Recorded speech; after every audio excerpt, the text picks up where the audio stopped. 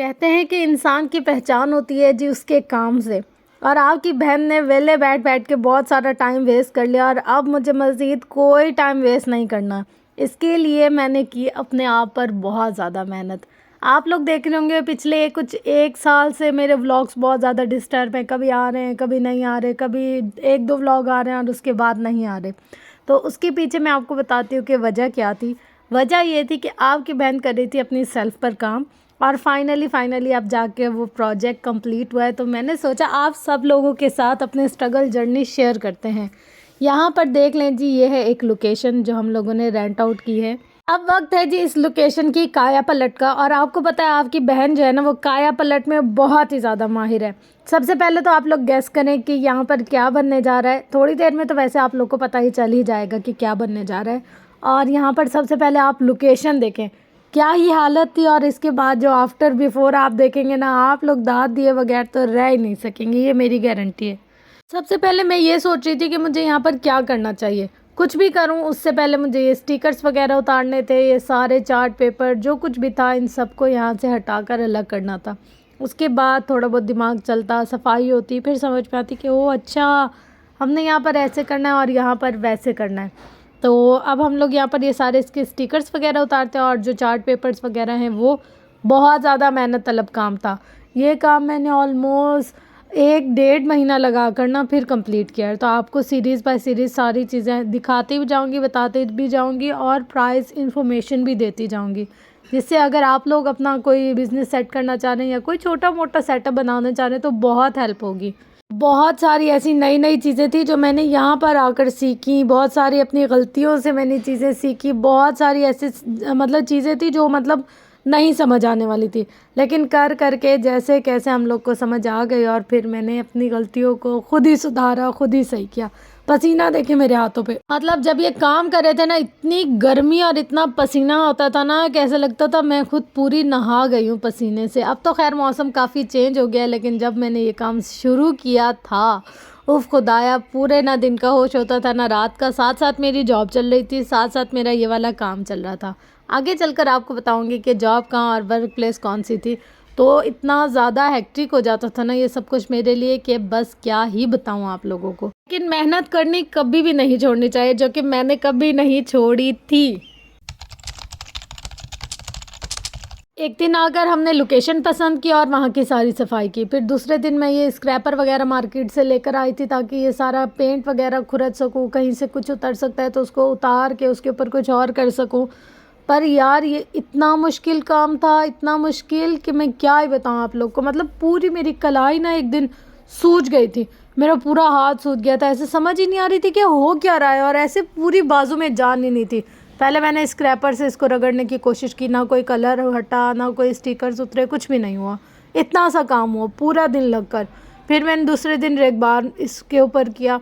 वो ये ना ऑयल पेंट है जो इसकी बेस में हुआ है, वो ना पानी से हट रहा है, ना मिट्टी के तेल से हट रहा है, ना पेट्रोल से हट रहा है, ना रेगमार से हट रहा है, ना स्क्रैपर से हट रहा है। अब क्या करूं, कुछ समझ में ना आए कि यार इसको हटाएं कैसे, इसको अलग कैसे करें। यहाँ पर देखें मैंने ना इसमें पहले मिट्टी का तेल लगाया, उससे भी नहीं हटे ये स्टिकर क्योंकि इन पर ग्लू वगैरह लगी हुई थी। फिर समझ में नहीं आई, फिर मैंने क्या किया, पानी पूरे स्टिकर्स पर लगा दिया क्योंकि ये सारे ग्लू से लगे हुए थे तो वो ग्लू नरम हो जाती है पानी लगने से। मैंने कहा फिर मुझे ना ये स्टिकर वगैरह उतारने में थोड़ी आसानी होगी। फिर इनको एक दिन पूरा पानी में डिप कर दिया। जैसे जैसे हल्के नरम होते जा रहे थे वैसे वैसे स्क्रैपर लगा लगा कर मैं इसको सारे को हटाती जा रही थी। हशाम, मैं बेटा भी मेरे साथ काम कर रहे हैं, पप्पू और हशाम दोनों काम कर रहे हैं। वाह भाई, हशाम पोत तो छाले काम करता है पप्पू के साथ। किसी देखा इतना पाला पोत, किसने देखा ये बताओ मुझे जला, इतना पारा पोत किसने देखा है। हमसे तो ये रैपर उतर भी नहीं रहे थे, हमने इतनी मुश्किलों से गीला कर करके उतारा है ना हशाम। एक दिन लगाकर मैंने वो सारे हटाए, 2 दिन में हमारा वो सारा काम हुआ। फिर तीसरे दिन मैं सुबह सुबह पहुंच गई थी जी पेंट वगैरह लेने के लिए। फिर मैंने पेंट वाले भाई से मशवरा किया कि हमारी जो बेस में ऑयल कलर हुआ हुआ है और हमारे पास इतना ज़्यादा बजट नहीं है कि हम लोग बहुत महंगा कलर अफोर्ड कर सकें। मतलब मेरे पास जो कलर के लिए बजट था ना वो ऑलमोस्ट 3-4-5 हज़ार का था। अब उसमें मैंने कलर भी लेना था, उसमें सारा सामान भी लेना था, तो मैं ये सोच रही थी कि क्या करूँ, कैसे करूँ। फिर यहाँ पर इन भाई साहब ने मुझे एक बहुत अच्छा मशवरा दिया। इन्होंने मुझे गोवीज़ के कलर दिए, उसके साथ इन्होंने मुझे एक वॉल पुट्टी दी। वो सारा कुछ लेकर मैं आ गई थी जी घर।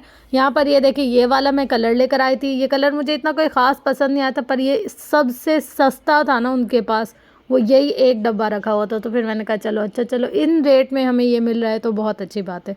ये वाला जो कलर दरवाजे पर करना है, ये बेसिकली कलर नहीं है, ये स्टेन प्रोटेक्टर है। तो जंग वगैरह के लिए ना, उसके लिए प्रोटेक्ट करता है। तो इसके साथ मैं मिट्टी का तेल ले आई, और ये जी ले आई हूँ मैं वॉल पट्टी। अब ये अल्लाह करे सही हो जाए और ये फिलिंग अच्छी तरीके से कर ले, नीचे की जो बेस है ना वो छुप जाए। जब बेस छुप जाएगी ना, फिर मेरे लिए बाकी का काम आसान हो जाएगा। आप बिस्मिल्लाह पढ़कर इस काम को शुरू करते हैं। ये वाला जो काम है ना, ये थोड़ी सी देर में होगा, मतलब दरवाजे और खिड़कियों वगैरह वाला। आज जो हम लोग काम करेंगे ना, वो करेंगे जी कलर का। सबसे पहले इसकी पुट्टी लगाएंगे, उसके बाद वो ड्राई होगी, मतलब 3-4 कोट तो आराम से करेंगे। और इसके साथ में हल्का सा ना पर्पलिश कलर की ये एक टून लेकर आई हूँ इसके अंदर सेट करने के लिए, वो आपको आगे चल के बताते हैं। सबसे पहले जो बहुत मुश्किल तरीन काम है ना, वो इनके ढक्कन खोलने का है। मतलब ताकत लगा लगा के बंदा आधा हो जाता है, पर इनके ढक्कन नहीं खुलते। फिर मैंने तो इतनी मुश्किलों से ढक्कन खोला, और अब उसके बाद हम लोग देखते हैं कि वॉल पुट्टी की सिचुएशन क्या है।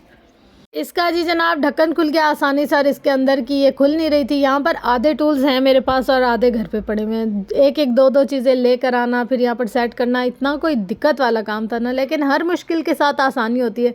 इंसान ये समझे आज मुश्किल वक्त है तो कल आसानी ज़रूर आएगी, तो ज़रूर आती है। ये सब हमारी इमेजिनेशन होती है कि हम अगर सोचे बुरा हो रहा है, बुरा हो रहा है, बुरा हो रहा है, तो बुरा ही होता जाएगा। लेकिन इसकी बनिस्बत अगर हम सोचें कि इस बुराई में अच्छाई क्या होगी, ये मुश्किल के साथ आसानी क्या होगी, तो ज़रूर हमें कोई ना कोई वे आउट नज़र आता है। जैसे कि मेरे साथ हुआ, मैं इस वक्त बहुत ज़्यादा डीमोटिवेट और मायूस और पता नहीं क्या क्या हो गई थी। लेकिन अल्लाह ताला हर मुश्किल के साथ आसानी ज़रूर भेजते हैं।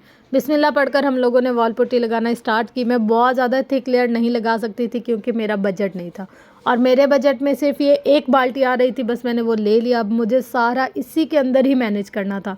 अगर मैं बहुत ज़्यादा भर भर के वॉल पुट्टी लगाती ना, समझे मेरा तो काम सारा ख़राब ही हो जाना था। तो मैंने भर भर कर नहीं लगाई, बस जहाँ जहाँ मुझे ऐसे लग रहा था ना कि ये कलर को संभाल लेगी, बस उतनी ही। पहले एक लेयर लगा दी, वो थोड़ी सी हल्की सी सूख गई ना, फिर उसको इसी स्क्रैपर की मदद से खुरच के बिल्कुल पतला कर दिया।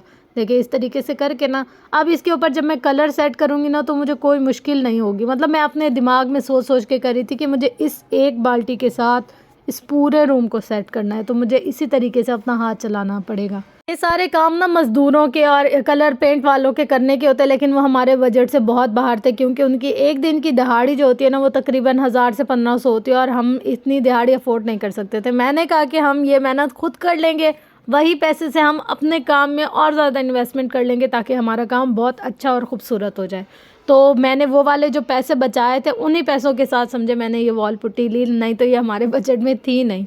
अपने काम में इंसान नौकर भी होता है, मालिक भी होता है, और सफाई वाला भी होता है, झाड़ू वाला भी होता है, बर्तन वाला भी होता है, और भाई आर्टिस्ट भी होता है। तो मैंने यहाँ पर अपनी सारी जगह पर अपना सारा आर्टिस्टिक पन निकाला, और अपनी सारी जो मेहनत थी ना, वो यहाँ पर लगाई। लेकिन जब एट द एंड रिज़ल्ट अच्छा आता है, फिर इंसान कहता है अच्छा ठीक है, शुक्र अल्हम्दुलिल्लाह, जो हुआ अच्छा हुआ। तो देखिए यहाँ पर मैं इतनी कंजूसों की तरह, बिल्कुल शेखों की तरह इतनी कम कम लगा रही थी वॉल पुट्टी। मुझे इतना डर लग रहा था, हाय अगर ये ख़त्म हो गई तो फिर मैं कैसे ही जाकर लेकर आऊँगी नई नई सी। खैर थोड़ी कंजूसी कंजूसी कर कर करते हैं, अल्लाह करेगा हो जाएगा और अच्छा अच्छा काम होगा, और फिर हम लोग देख के कहेंगे अच्छा चलो हो गया। चले अब यहाँ पर देखे जी, ये हमारा कितने दिनों की मेहनत के बाद काम हुआ है स्टार्ट। अल्लाह करे एंड तक भी ऐसे अच्छा अच्छा सा रहे, तो हमें थोड़ी सी भी दिक्कत और परेशानी का सामना ना करना पड़े। लेकिन माइंड बनाना चाहिए इंसान को, जब भी हम कोई काम शुरू करते हैं फेलियर भी आते हैं, सक्सेस भी आती है।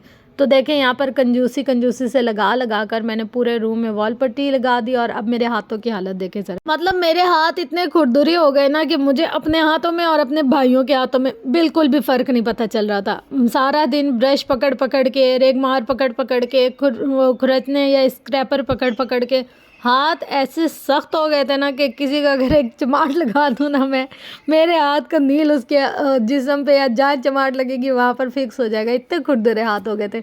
एक दिन ना मैं खुद बैठकर सोच रही थी, अम्मी ये मेरे हाथ है। सही वाले जो मर्दाना फीलिंग होती है ना, मुझे अपने हाथों को देख के वो वाली सही मर्दाना फीलिंग आ रही थी। लेकिन देखे यहाँ पर हमारी वॉल पुट्टी ड्राई हो गई है काफ़ी हद तक और काफ़ी अच्छा लग रहा है। पहले की निस्बत थोड़ी सी लुक चेंज हो रही है, हम लोग कामयाब हो रहे हैं, थोड़ी थोड़ी सी सक्सेस आ रही है। इंशाल्लाह इंशाल्लाह इंशाल्लाह ज़्यादा अच्छी भी आएगी।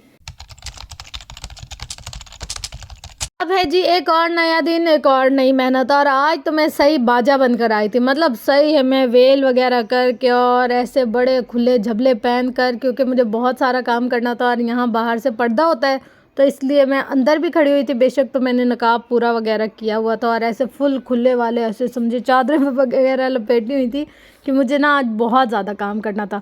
सबसे पहले तो ये एक्स्ट्रा जो कपड़े वगैरह लगे हुए थे इनको खोलना है, इनको खोलने के बाद इनकी सफाइयाँ करनी है। आज के दिन इतनी मिट्टी उड़ रही थी, इतनी इतनी इतनी कि क्या ही बताऊँ, मैं पूरी मिट्टी में नहा गई थी। लेकिन हिम्मत नहीं हारनी, बस सिर्फ ये एक फार्मूला कि कर हर मैदान फ़तेह। बस मेरे माइंड में ये चल रहा था कि हमने हर मैदान को फ़तेह करना है और करना ही है।